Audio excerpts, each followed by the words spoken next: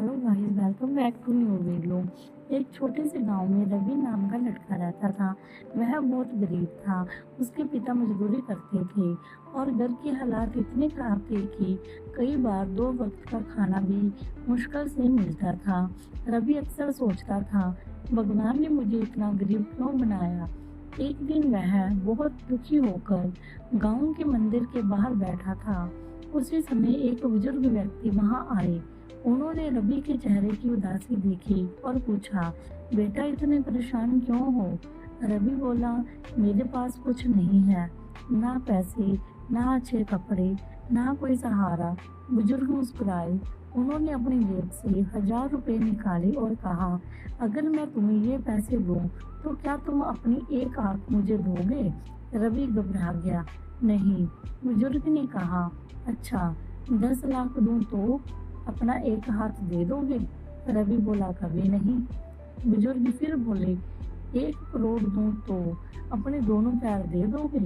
रवि तुरंत बोला, बिल्कुल नहीं। बुजुर्ग मुस्कुराए और बोले, फिर तुम खुद को गरीब कैसे कहते हो।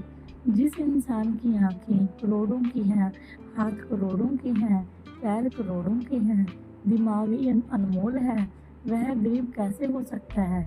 रवि चुप हो गया। उसकी आंखों में आंसू आ गए। पहली बार उसे एहसास हुआ कि वह गरीब नहीं, बल्कि अपनी ताकत को पहचान नहीं पाया था। उस दिन से उसने शिकायत करना छोड़ दिया।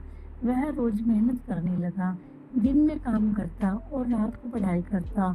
लोग उसका मजाक उड़ाते थे, लेकिन अब उसे फर्क नहीं पड़ता था, क्योंकि उसे अपनी कीमत पता चल चुकी थी। कई साल बाद वही रवि एक सफल व्यवसायी बन गया।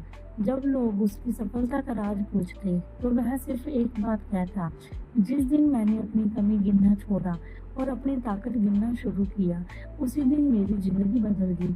तो हमें शिक्षा मिलती है, जो आपके पास है उसकी कदर करो, खुद को कभी कम मत समझो। सफलता की शुरुआत आत्मविश्वास से होती है, शिकायत से नहीं। मेहनत जिंदगी बदलती है। सब्सक्राइब